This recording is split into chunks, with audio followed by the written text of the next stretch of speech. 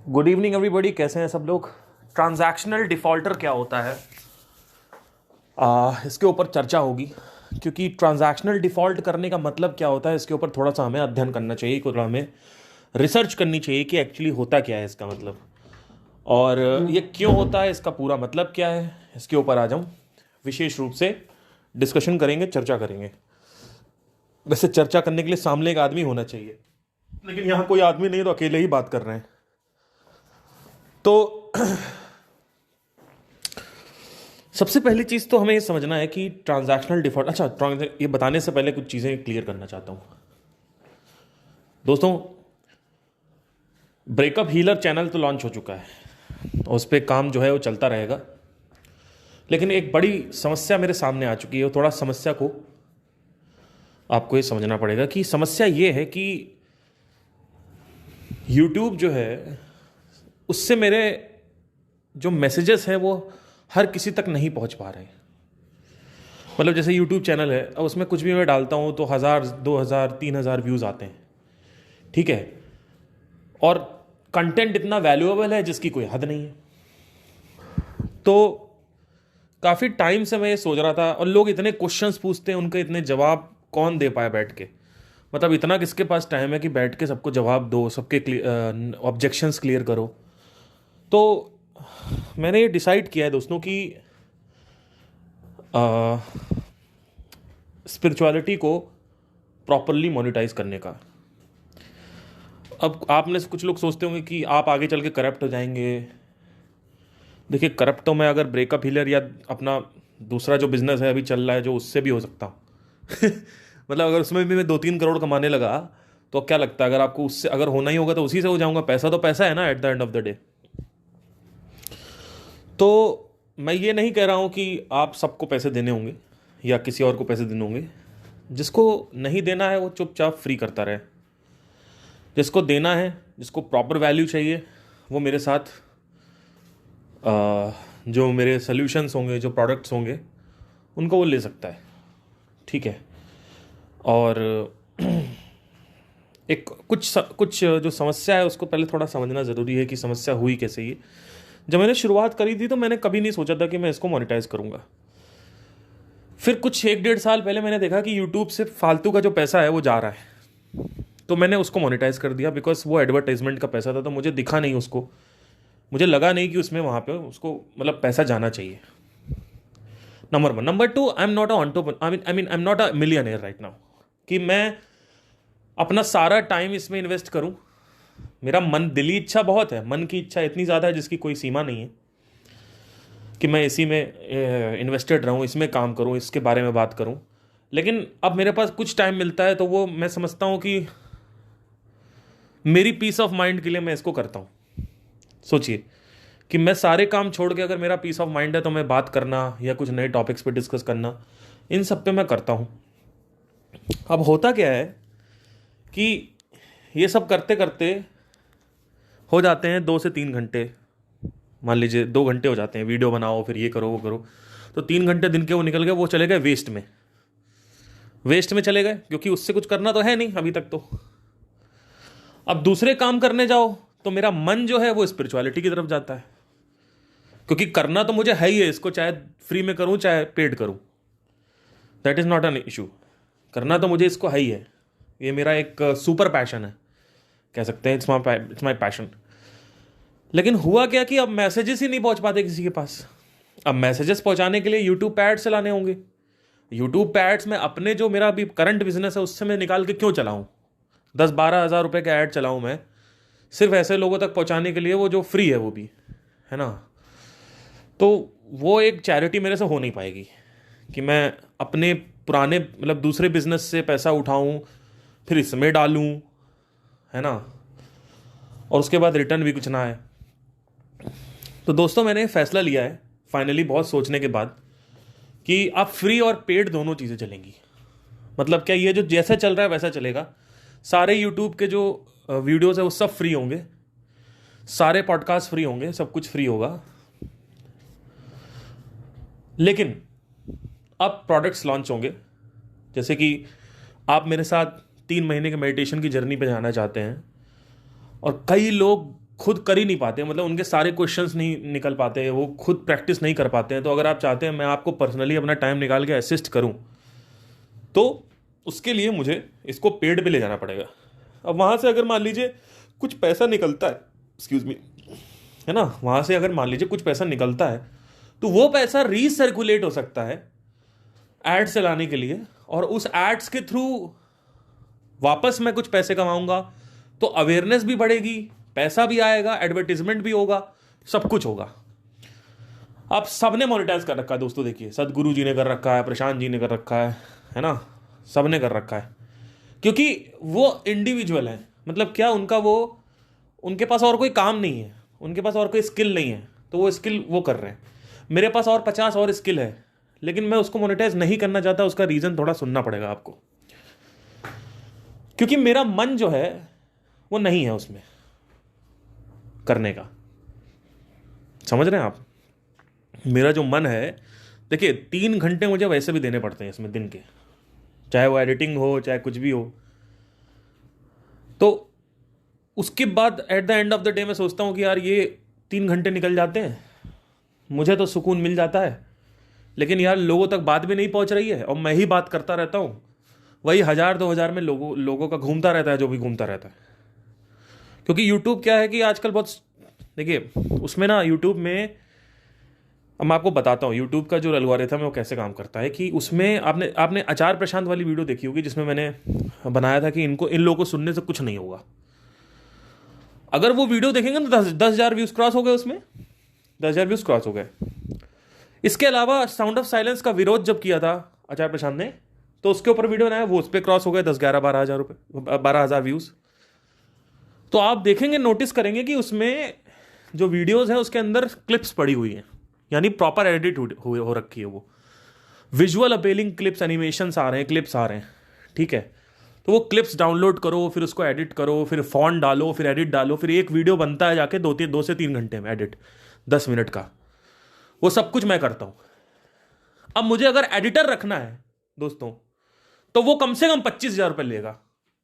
अगर वो 8 वीडियोस करता है तो 25,000 रुपये उसका मिनिमम है। 8 वीडियोस, हफ्ते के, महीने के 8 से 10 वीडियोस अगर करवा रहा हूं मैं। अब एडिटर नहीं रखोगे तो चक्कर क्या है कि व्यूज नहीं आएंगे, क्योंकि विजुअल अपीलिंग आजकल होना चाहिए सब कुछ, है ना। तो ये पूरा का पूरा मामला, हर चीज जो आ रही है ना दोस्तों, आके रुक जा रही है पैसे पे। तो 1-1.5 साल से पहले ही मैंने आपसे बात भी करी थी कि मैं सोच रहा हूँ उसको मोनेटाइज करने के लिए, लेकिन मेरे से हो नहीं रहा था, क्योंकि ये मेरे लिए पूजा है, ठीक है। और इसमें पैसा लाना, मेरे को एक नेगेटिविटी का भाव आता है मेरे अंदर, इसमें पैसा लाना। लेकिन वो जो मेरी टीचिंग्स हैं वो दुनिया तक पहुंचे, उसके लिए मुझे फंड्स चाहिए दोस्तों। और वो फंड्स कमाने के लिए मुझे अपने प्रोडक्ट्स को बेचना पड़ेगा। जो भी डिजिटल प्रोडक्ट्स होंगे, या कोर्सेज होंगे, या असिस्टेंस होगा, या फिर 1-on-1 कोचिंग होगी, कुछ भी होगा, वो सब मुझे बेचना पड़ेगा। वहां से पैसा आएगा तो मेरा घर चलेगा, प्रॉपर घर चलेगा। अब अगर जब इसी में सब कुछ करना है तो मेरा सारा दिमाग इसी में लगेगा, मेरा मन भी इसी में, सारा दिमाग भी इसी में। तो क्या होगा कि इसको एक बिजनेस के रूप में भी अगर मैं देखना स्टार्ट कर दूं, तो ये और लोगों तक ये जो मैसेज है मेरे पहुंच सकते हैं, मेरी जो टीचिंग्स हैं वो पहुंच सकती हैं। आपका तो नहीं पता, पर मुझे अपनी टीचिंग्स बहुत वैल्यूएबल लगती हैं, चाहे कुछ भी कहो क्योंकि मैंने इसको 8 से 10 साल लगा के इसको सीखा, इन सब चीज़ों को, और वो सिर्फ पहुंचती है 1200 लोग, 1300 लोगों तक। तो मुझे ऐसा लगता है कि दोस्तों, अगर मैं रेगुलर रहना चाहता हूँ यूट्यूब पे, तो वो सब के लिए मुझे इसको मोनेटाइज पे आना ही पड़ेगा, चाहे कुछ भी हो जाए। ये और ब्रेकअप हीलर जो 2 बिजनेसेस चलेंगे साथ में, दोनों अलग अलग चलेंगे। नहीं तो दोस्तों क्या होगा कि आप लोग ऐसे ही सुनते रहिए और कहीं कुछ नहीं बढ़ने वाला। स्पॉटिफाई पे जो ग्रोथ हुई है, जो एल्गोरिथम है इतना घटिया स्पॉटिफाई का, उस पर सिर्फ 500 फॉलोअर्स की ग्रोथ हुई, सोचिए 1-1.5 साल में। 1 साल में सिर्फ 500 लोग, वो सही बात है कि अच्छे लोग आए हैं, मेहनती लोग आए हैं, क्योंकि स्पॉटिफाई पे मेहनती लोग ही आते हैं जो एक्शन टेकर होते हैं, क्योंकि आंखें बंद रहती हैं, सिर्फ कान है, और बहुत उनका अटेंशन स्पैन बहुत होना चाहिए, तब जाके वो आ पाएंगे। बात सही है, लेकिन इसमें ये मैं सोचने का प्रयत्न कर रहा हूँ। तो आप लोगों के इस पर क्या विचार हैं? जितने भी लोग मेरे को रेगुलर सुनते हैं, अगर आपने मेरे से कुछ सीखा है तो आप अपने विचार इसमें कुछ रखें। आप लोगों के मैं टेक्स जानना चाहता हूँ। कंटेंट फ्री रहेगा बट पेड भी आ जाएगा, बस ये। अभी तक सब कुछ फ्री चल रहा, सब वैसे ही चलेगा। पेड आने के बाद क्या क्या फ़ायदा होगा समझने की कोशिश करिए। मेरा यूट्यूब में रेगुलर रह सकता हूँ, यूट्यूब पे आगे चल के मोनेटाइज होता है तो मैं उसको ये कर सकता हूँ, क्या बोलते हैं, एडिटर रख सकता हूँ एक, और अपनी बुक्स लिख सकता हूँ। अभी मुझे बुक लिखनी है, बुक को पब्लिश करने में आप ये समझ लीजिए कि अगर मैं बुक लिख लूँ, सिर्फ उसको एडिट करने में और पब्लिश करने में कम से कम 1 से 1.5 लाख रुपए लगते हैं। यह ज़्यादा ही लगता है अभी तक, जितना मुझे पता है 1-1.5 लाख 2 लाख रुपए लगाने पड़ते हैं, या 1 लाख तो आप समझ लीजिए, क्योंकि एडिटर लेता है 25 से 50,000 रुपये। उसके बाद उसका जो फ्रंट कवर है, प्रिंट्स हैं, करवाने पड़ेंगे। मान लीजिए अगर 100 प्रिंट्स करवाता हूँ मैं बुक के अपने, तो उन 100 प्रिंट्स को फिर बेचने के लिए मार्केटिंग चाहिए, उसका पैसा, एड्स का पैसा चाहिए, अमेजॉन पे लिस्टिंग का पैसा चाहिए। तो कहाँ से हो पाएगा आप बताइए? कैसे हो पाएगा? कुछ भी कैसे होगा? कुछ नहीं हो सकता दोस्तों, कोई पॉसिबिलिटी नहीं है।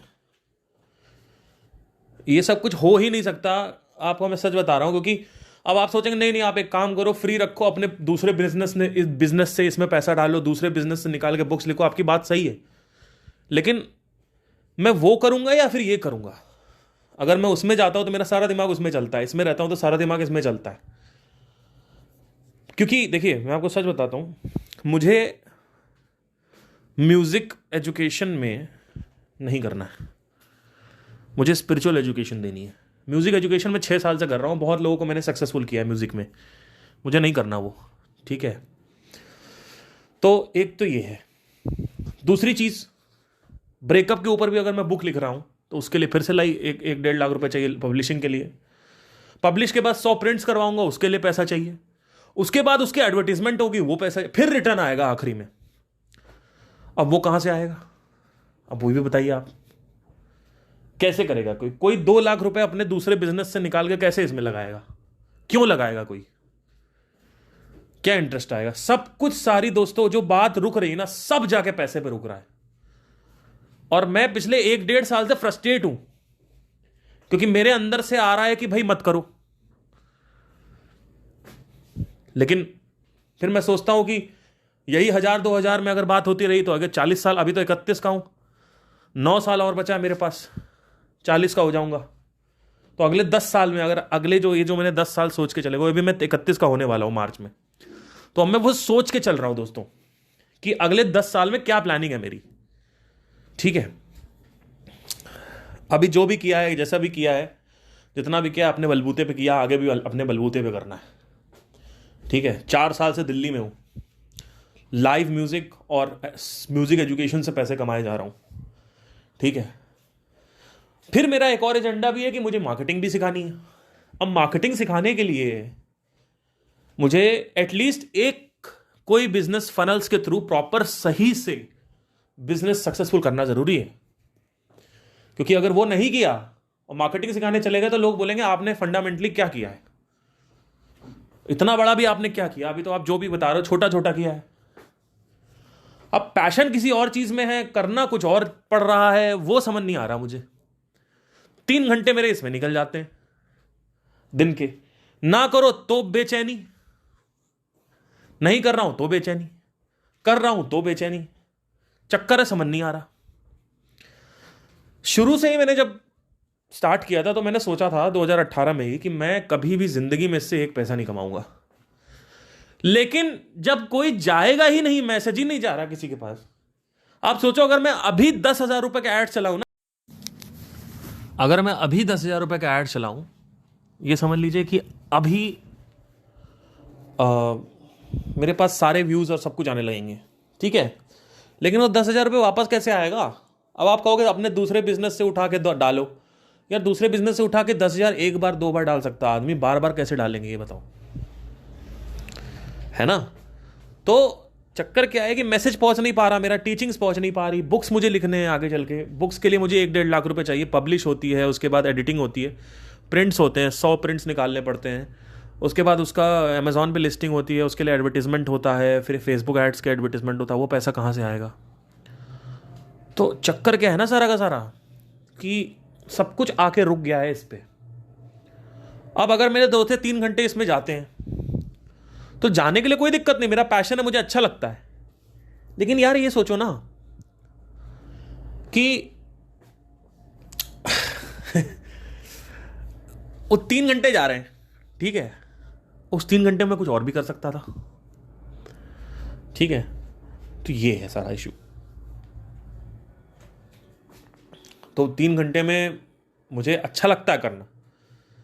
अब जैसे एडिटर मेरे को हायर करना है, व्यूज़ अगर लाने हैं मुझे, तो उसके लिए एडिटिंग अच्छी होनी चाहिए।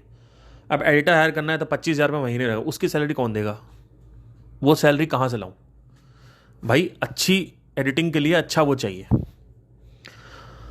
एडिटर चाहिए। एडिटर वो पैसा लेता है। अगर मान लो एक बार मैं दे भी देता हूँ अपने पास से, तो अगले महीने कौन देगा?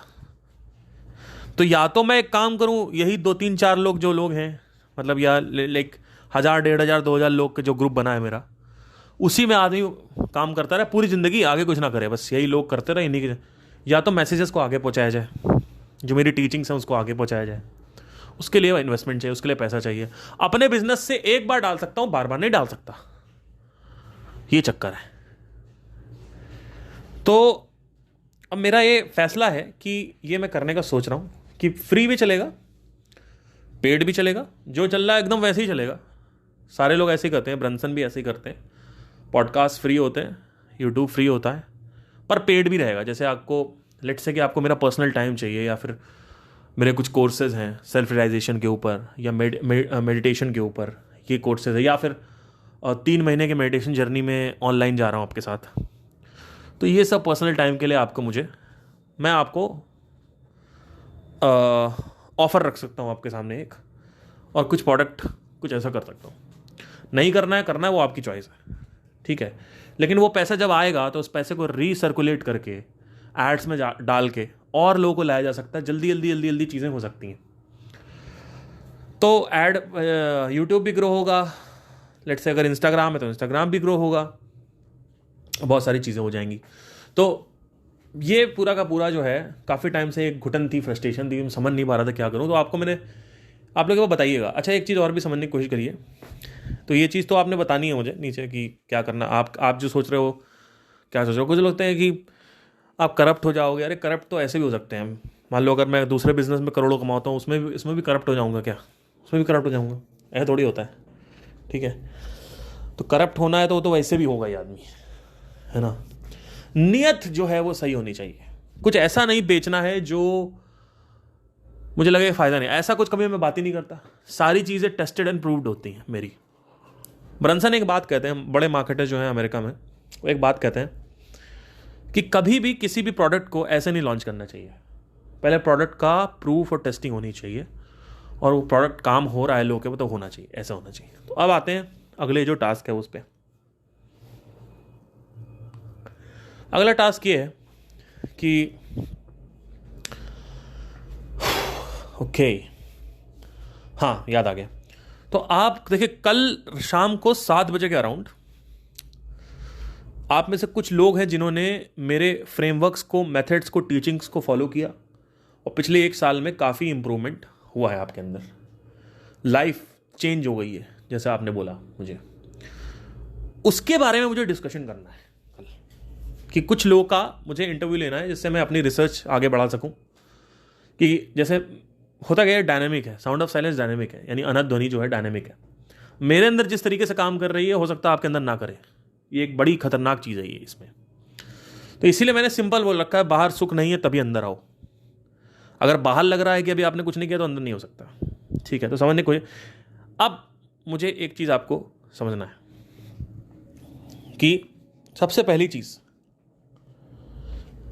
कुछ नाम मैं लूँगा, कैलाश, विजडम, नॉलेज, रेवोल्यूशनरी, और प्रतीक मेरा एक स्टूडेंट है, और दिव्यांशु। ये कुछ 5 नाम मैं, जितना मुझे मेमोरी में है मेरे। आई थिंक ऋषिता भी कोई करके लड़की थी, उसने भी शायद नहीं, उसने मेडिटेशन नहीं किया। उसके मेल्स याद है मुझे, उसके मेल्स आते रहते हैं। उसने आज तक मेडिटेशन नहीं किया था। जो लोगों ने मेडिटेशन किया, जिन भी लोगों ने मेडिटेशन किया है, आज तक अगर मेरे फ्रेमवर्क्स फॉलो करें, मेरी टीचिंग्स फॉलो करके कुछ रिजल्ट्स आए हैं और लाइफ चेंज सी लग रही है, तो कल वही लोग सिर्फ ज्वाइन करेंगे मेरे साथ और कोई ज्वाइन नहीं करेगा। रिजल्ट्स आए हैं ज्वाइनिंग करिए, रिजल्ट्स आए हैं ज्वाइनिंग, रिजल्ट्स नहीं आए हैं, ऐसा लग रहा है कि ठीक है सर आपकी बातें अच्छी लगती है बस सुनते रहते हैं, तो सुनते वाले नहीं चाहिए। जिनके रिजल्ट्स आए हैं वो ज्वाइन करेंगे, उनसे बातें होंगी, क्योंकि उनसे कुछ इंटरव्यूज हो सकते हैं, उनसे कुछ ये प्राइवेट होगा सेशन, बाय द वे ये सेशन जो है बिल्कुल प्राइवेट है।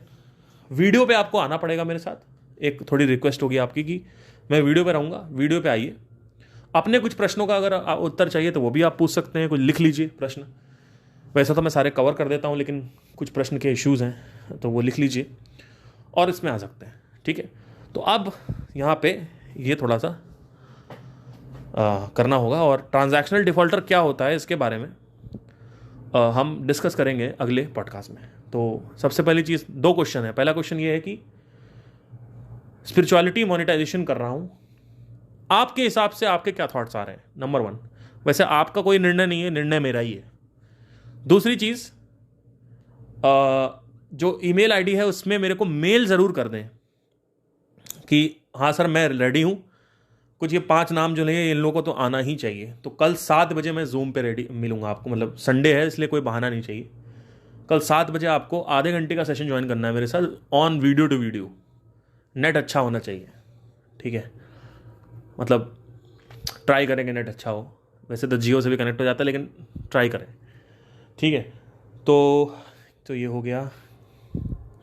तो ईमेल डाल दीजिए मुझे, कुछ लोग का ईमेल आ गए हैं, मैं उनको ईमेल भेजूंगा अराउंड वही